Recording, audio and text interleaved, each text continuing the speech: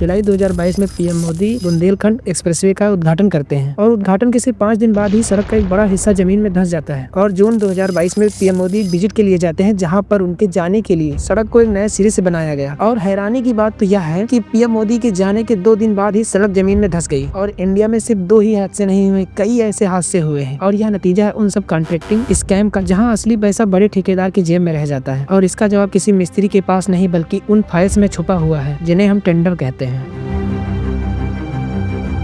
पहले तो हम जान लेते हैं कि ये टेंडर होता क्या है। तो जब सरकार को कोई काम करवाना होता है, जैसे रोड बनाने से लेकर स्कूल बनाने तक, तो वह एक पब्लिश नोटिस निकालती है, इसे ही टेंडर कहते हैं। और फिर बाद में प्राइवेट कंपनी अपना रेट देती है और सरकार उनमें से एक को चुनती है। यह हमारा और आपका टैक्स पेयर मनी है, जो तिजोरी से निकाल कर ठेकेदार के बैंक अकाउंट में जाता है। लेकिन ये कोई सीधा रास्ता नहीं है। इस सीधे रास्ते में कई ऐसे चेक पॉइंट आते हैं जहाँ से होकर पैसा गुजरता है, जहाँ पर करप्शन की एंट्री होती है। और करप्शन की शुरुआत तब होती है जब टेंडर के टर्म्स एंड कंडीशन किसी एक ठेकेदार को फायदा पहुंचाने के लिए लिखी जाती है, जिसे टेलर मेड टेंडर कहते हैं। सरकारी सिस्टम का एक पुराना नियम है L1 मॉडल। इसका मतलब है कि जो कंपनी सबसे कम पैसा देगी, टेंडर उसी को मिलेगा। देखिए, सुनने में तो यह बहुत अच्छा लगता है कि सरकार पैसा बचा रही है, लेकिन हकीकत इसके बिल्कुल उल्टी है। पहले तो आप क्वालिटी से समझौता करेगा। अब यहाँ पर बात यह है कि जो कंपनी सबसे कम पैसा क्विट करेगी सिर्फ टेंडर जीतने के लिए, तो उसके पास बचते हैं सिर्फ 2 रास्ते, या तो नुकसान सहे या फिर घटिया माल का इस्तेमाल करे। तो जाहिर सी बात है कि वो घटिया माल का इस्तेमाल करेगा। अब इमेजिन कीजिए कि एक बड़ा ब्रिज बना है और तभी एक ईमानदार ठेकेदार कहता है कि इसमें 100 करोड़ रुपए लगेंगे, लेकिन वहीं पर एक बेईमान ठेकेदार कहता है कि नहीं, इसमें सिर्फ 60 करोड़ रुपए ही लगेंगे। और तो सरकार L1 नियम के अनुसार ये टेंडर 60 करोड़ वाले को दे देती है। और फिर निर्माण हो जाने के बाद रिजल्ट यह आता है कि यह काम बहुत जल्द ही खराब हो जाता है। और CAG की कई रिपोर्ट में बताया गया है कि L1 मॉडल की वजह से एबनॉर्मल लो बिठाती है, जो बाद में प्रोजेक्ट डिले और कास्ट एस्केलेशन का कारण बनती है। और L1 मॉडल तो सिर्फ एक पर्दा है, असली खेल तो फाइल के पीछे होता है। और इस खेल को 2 बड़े खिलाड़ी खेलते हैं, ठेकेदार और इंजीनियर। इनका रिश्ता सिर्फ रिश्वत पर टिका होता है, क्योंकि जब रोड बनती है तो घटिया मटेरियल लगता है और इंजीनियर क्या करते हैं कि बिना साइट पर जाए सब ओके का ठप्पा लगा देते हैं। और अगर साइट पर चला भी जाता है तो कोई सही से जांच भी नहीं करता है। क्या कभी सोचा है कि टेंडर बार बार कैंसिल क्यों होते हैं? यह कोई मिस्टेक नहीं है, बल्कि एक स्ट्रेटजी है। बात यह है कि जब तक अपना परिंदा वेडिंग में नहीं आ जाता है, तब तक टेक्निकल ग्राउंड्स पर टेंडर कैंसिल ही होते रहते हैं। इससे एक कंपटीशन दिखाया जाता है ताकि बाद में उस कंपनी को टेंडर दिया जा सके जिसे देने के लिए पहले से ही तय था। और इसे ही कहते हैं मल्टीपल टेंडर कैंसिलेशन स्कैम। और इसके बाद में शुरू होता है कॉन्ट्रैक्टिंग टेंडर स्कैम, जिसमें किसी बड़ी कंपनी काम करती है, जिसमें टेंडर किसी बड़ी कंपनी को सौंप दिया जाता है। लेकिन बड़ी कंपनी वाले क्या करते हैं कि ये टेंडर किसी छोटी लोकल कंपनी वाले को दे देते हैं और इसमें बड़ी कंपनी अपना मोटा कमीशन रख लेती है, क्योंकि असली काम करने वाले के पास बजट ही नहीं होता है। और बाद में जब रोड टूटती है तो बड़ी कंपनी कहती है कि यह रोड हमने नहीं बनाई और छोटी कंपनी का कोई वजूद रह नहीं जाता है। और यहीं पर अकाउंट वैलिडिटी खत्म हो जाती है। और फिर आता है घोस्ट प्रोजेक्ट, यानी वो काम जो सिर्फ फाइलों में ही हुआ है। सरकारी रिकॉर्ड में तो रोड बन गई, इंजीनियर ने साइन कर दिया, पेमेंट भी हो गया, लेकिन अगर आप उस जगह पर जाकर देखेंगे तो शायद काम हो गया हो या नहीं हुआ हो। अगर काम हो भी गया होगा तो कोई कायदे का काम नहीं हुआ होगा। करोड़ों रुपए हवा में गायब हो जाते हैं और किसी को कानो कान खबर भी नहीं मिलती है। और फिलहाल अब ऐसा काम बहुत कम ही देखने को मिलता है कि सिर्फ पैसा निकाल लिया गया हो और काम नहीं हुआ हो। काम तो होता है लेकिन किसी काम लायक काम नहीं होता है। और फिर बाद में आता है एक्स्ट्रा बिलिंग और ओवर इनवॉइसिंग। ये है बिलों की जादूगरी। अगर सड़क में 100 ट्रक गिट्टी लगी तो बिल 200 ट्रक का बनेगा। सीमेंट और जो सामान लगता है उसकी कीमत डबल दिखाई जाती है, जिसकी असली कीमत कम होती है, लेकिन सरकार से पैसा रिसीव्ड कॉस्ट के नाम पर ज्यादा वसूला जाता है। और ये होती है हमारी और आपकी मेहनत की कमाई की सीधी डकैती। और इसी टेंडर में आता है टाइम डिले स्कैम। आपने गौर किया होगा कि कोई भी सरकारी काम टाइम पर खत्म नहीं होता है, क्योंकि इनका मुनाफा ही देरी में होता है। कॉन्ट्रैक्टर जानबूझकर काम रोकता है। जैसे जैसे वक्त बीतता है सीमेंट और लोहे के दाम बढ़ते हैं और फिर बाद में कॉन्ट्रैक्टर कहता है कि साहब महंगाई बढ़ गई, अब और पैसा लगेगा। और इसे कहते हैं कॉस्ट एस्केलेशन। एक पुल जो 2 साल में बनना था वो 4 साल तक खींचता चला जाता है और फिर बाद में उसका बजट 3 गुना ज्यादा बढ़ जाता है। और टेंडर किसी आम इंसान को नहीं दिया जाता है, क्योंकि यहाँ पर शुरू होती है पॉलिटिकल फंडिंग लिंक। ये पूरा काला खेल चलता कैसे है? तो इसका जवाब है इलेक्शन फंडिंग। आज जो कंपनी टेंडर पा रही है वही कल राजनीतिक पार्टियों को गुप्त में चंदा देती है। ये रिटर्न गिफ्ट है। नेता को चंदा मिला, कॉन्ट्रैक्टर को टेंडर मिला और जनता को मिलता है टूटी हुई सड़कें बनते और गिरते हुए पुल। देखिए बात यह है कि इस भ्रष्टाचार का खामियाजा सिर्फ जनता को भुगतना पड़ता है, ना कि किसी मंत्री या विधायक को। जब एक घटिया पुल गिरता है तो उसमें मरने वाला आदमी आम आदमी होता है, क्योंकि हमारी मेहनत की कमाई सिर्फ विकास में ही नहीं भ्रष्टाचार में भी खर्च हो रही है। और पहली बात तो ये याद रखिए कि जब तक हम सवाल पूछेंगे नहीं तब तक हमें कोई जवाब देगा भी नहीं, और सवाल पूछने के बाद भी जवाब दिए नहीं जाते हैं। और इस स्कैम को सुधारने के भी कुछ नियम लागू हो सकते हैं। अगर सरकार चाहे तो उन नियमों को लागू कर सकती है। मैं सरकार के सामने से 3 बातें ही रखना चाहूंगा। ब्लैक चेन ई टेंडरिंग, पूरी प्रक्रिया ऑनलाइन हो और उसे कोई भी बदल ना सके। क्वालिटी बेस्ड सिलेक्शन, और काम उसे मिले जिसका रिकॉर्ड अच्छा हो, न कि उसे जिसने कम बोली लगाई हो। और दूसरे नंबर पर है थर्ड पार्टी ऑडिट। सड़क या पुल की जांच किसी स्वतंत्र सरकारी एजेंसी या IIT जैसे बड़े संस्थानों से कराई जानी चाहिए। और इससे दिक्कत सिर्फ उन कॉन्ट्रैक्टर को होगी जो भ्रष्टाचार की कमाई खा रहे होंगे। एक मजबूत देश के लिए मजबूत बुनियादी ढांचा जरूरी है। और अगली बार जब आपके इलाके में सड़क बने या पुल, तो उनसे सवाल जरूर पूछिएगा, क्योंकि ये आपका पैसा है और आपकी सुरक्षा का सवाल है। अगर वीडियो पसंद आई हो तो चैनल को सब्सक्राइब और वीडियो को लाइक जरूर करें।